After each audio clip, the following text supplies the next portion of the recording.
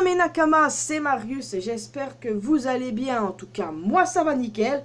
Alors aujourd'hui, je vous retrouve pour ma traditionnelle review, bien entendu.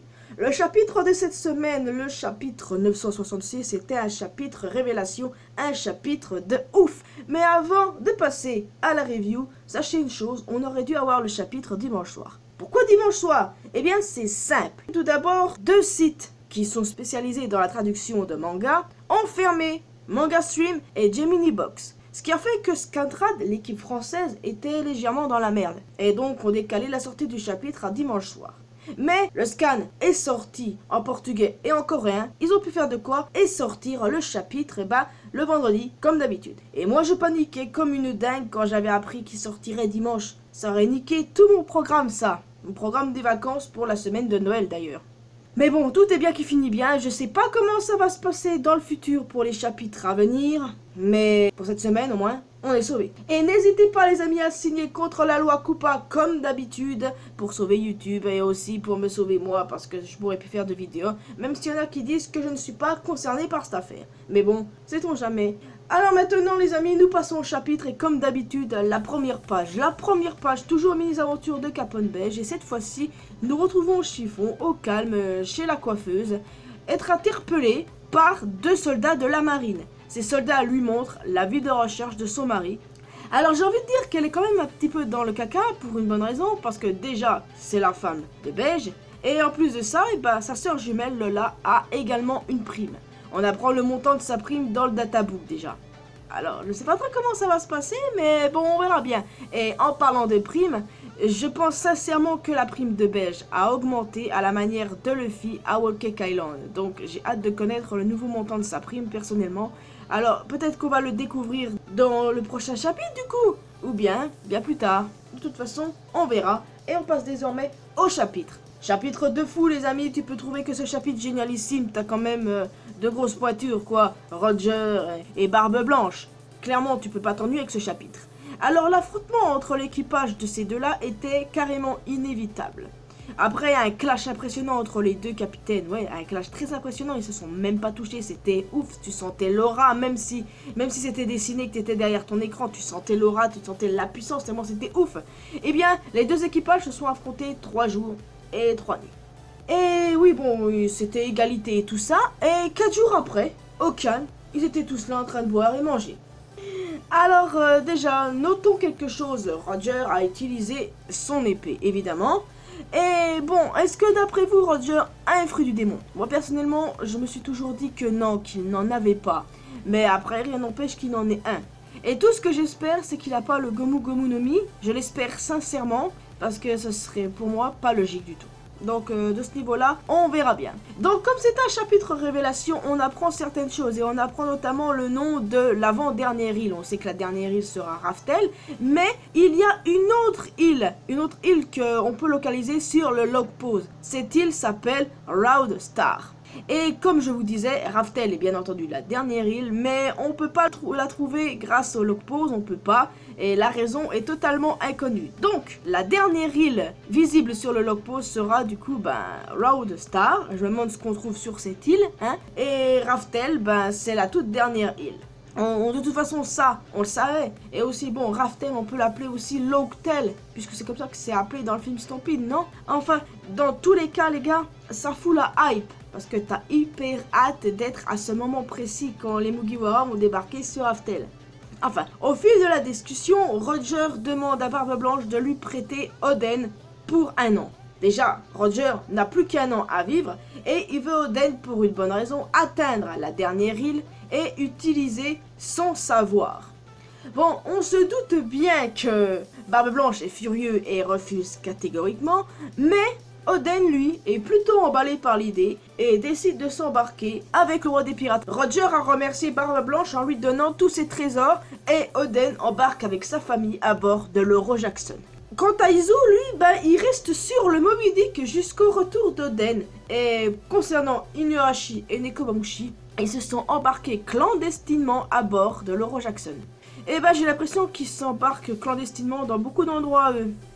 Donc, son aventure sur le navire de Roger commence.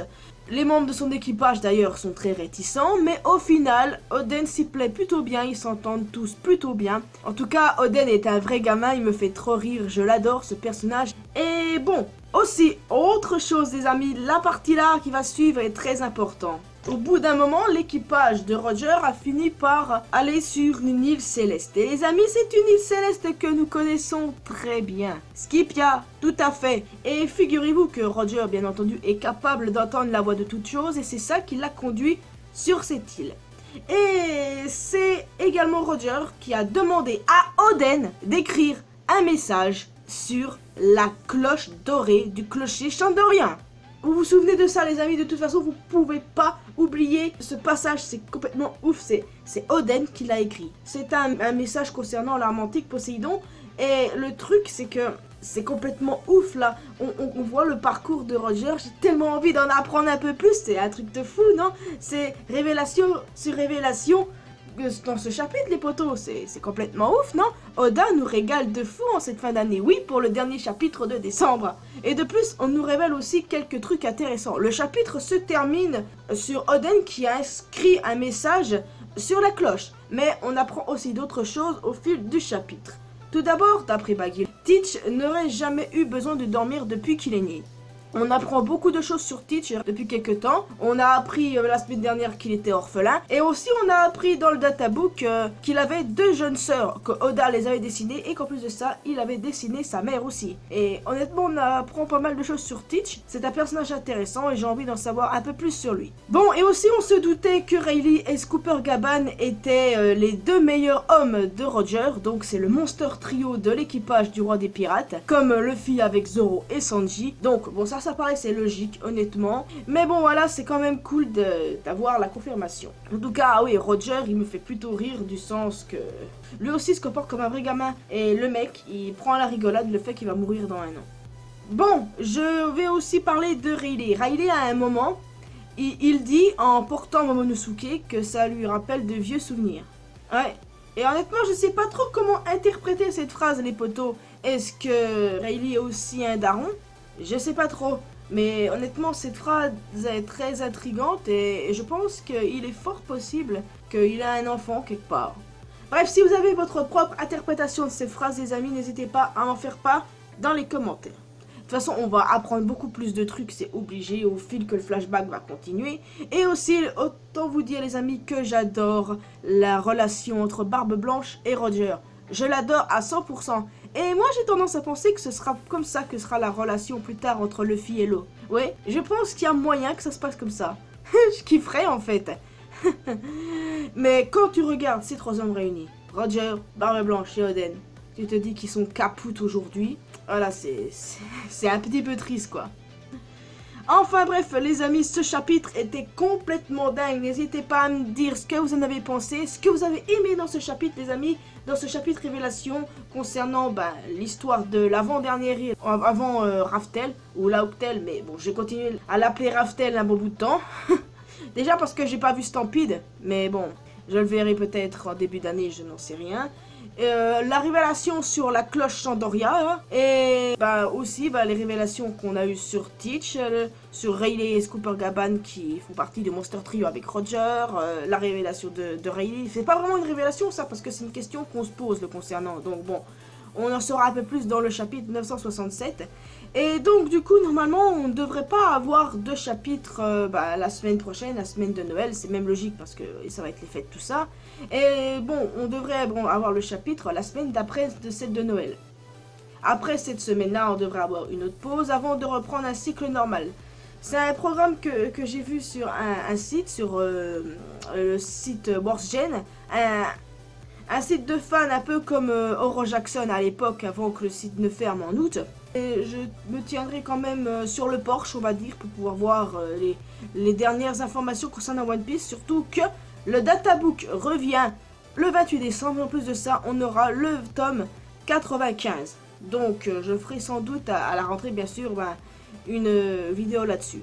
Dans tous les cas on verra les amis. Alors n'hésitez pas à me donner votre avis sur ce chapitre là, ce que vous en avez pensé, s'il était complètement dingue. Parce que un chapitre avec Roger et Barbe Blanche, tu peux pas le trouver ennuyant, c'est impossible. T'as 2 monstres de puissance, tu peux pas t'emmerder. ce que je disais, c'est que vous pouvez me donner votre avis, ce que vous avez pensé de ce chapitre, ce que vous voyez pour la suite. Et tout ce que je peux vous dire, c'est que passez de joyeuses fêtes de fin d'année. Et on va se retrouver l'année prochaine du coup. Enfin, si tout va bien, si la loi Coupa ne passe pas. Ah oui, tiens, et vidéo spéciale le 31 décembre les amis, pour pouvoir parler de 2020 et de l'avenir de ma chaîne. De base, j'avais prévu une autre vidéo ce jour-là, mais là, ça va être une vidéo spéciale où je vais parler du futur de ma chaîne, tout ça, les prochains trucs à venir, si du coup, je me fais pas censurer la gueule par la loi Coupa. Donc, les amis, tout ce que je peux vous dire, c'est vive One Piece, vive Gold Roger, vive Barbe Blanche, vive Oden. J'ai tellement à la hype. Ça conclut vraiment bien l'année, là, le flashback de dingue. Et j'ai tellement hâte de retrouver One Piece dans 2 semaines pour encore plus de révélations, encore plus de hype et encore plus d'excitation. Ça veut un petit peu dire la même chose, hype, excitation. Ouais, on va dire ça les potos. Mais bon, on est dans le même bateau. Et c'est ça qui compte, oui. Donc les amis, tout ce que je peux vous dire c'est vive One Piece et je vous souhaite un joyeux Noël, de joyeuses fêtes, passer Noël en famille, c'est ça le plus important. Et ce qui est aussi important, c'est de me suivre sur les réseaux sociaux si je viens à disparaître de YouTube, Facebook et Twitter, et surtout Discord parce que je risque d'y passer à plus clair de mon temps si je suis plus sur YouTube.